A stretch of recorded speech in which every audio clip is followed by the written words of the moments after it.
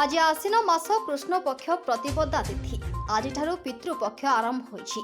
सेथिपाई श्रीक्षेत्र में विभिन्न तीर्थ पुष्करणी समेत श्रीमंदिर चतुर्पार्श्व और समुद्र बेलाभूमि में गहली देखा मिली। बहु लोक निज निज पितृपुरुषों उद्देश्य तर्पण और पिंडदान कर आज सकाळु पुरीर विभिन्न तीर्थ पुष्करणी समेत महोदधि भिड़ देखा मिली। श्रद्धालु माने पितृपुरुषों उद्देश्य पिंडदान करने सह तर्पण करुवा देखा मिली। दीर्घ 15 दिन धरी पितृपुरुष मानक उद्देश्य तर्पण कर विधि रही बेले आसंता महालय अमावास्या पर्यंत पितृपक्ष चालू रहिबो। सेपटे यह परंपरा को युवपीढ़ी माने ग्रहण करंतु बोली मत प्रकाश पाइछि।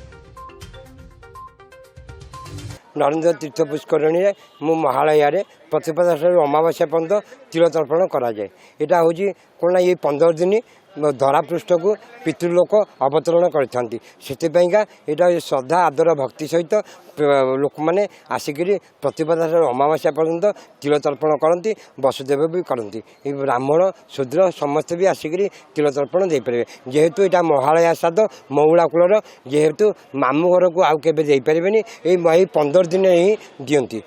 विश्वास रही पितृपुरुष बंचुले भी पानी पाती मृत्यु पर भी पानी पाती। पानी तांकू मना ना निष्ठार माने बाहर भी किसी खाइबुनि का घर खाइबुनि। युवपीढ़ी ए शिखा दरकार से माने जेहेतु प्राय युवपीढ़ी से माने धर्म प्रति तांकर एते समय नहीं भाविकी आगु को पीढ़ी केम जीव। ये देखूँ केते युवपीढ़ी कहीं ये तो नहांती ताले से माने गले कबाड़े से माने कौन करुचंती ना करू नांती सेटा भी गोटे प्रश्न आसुची।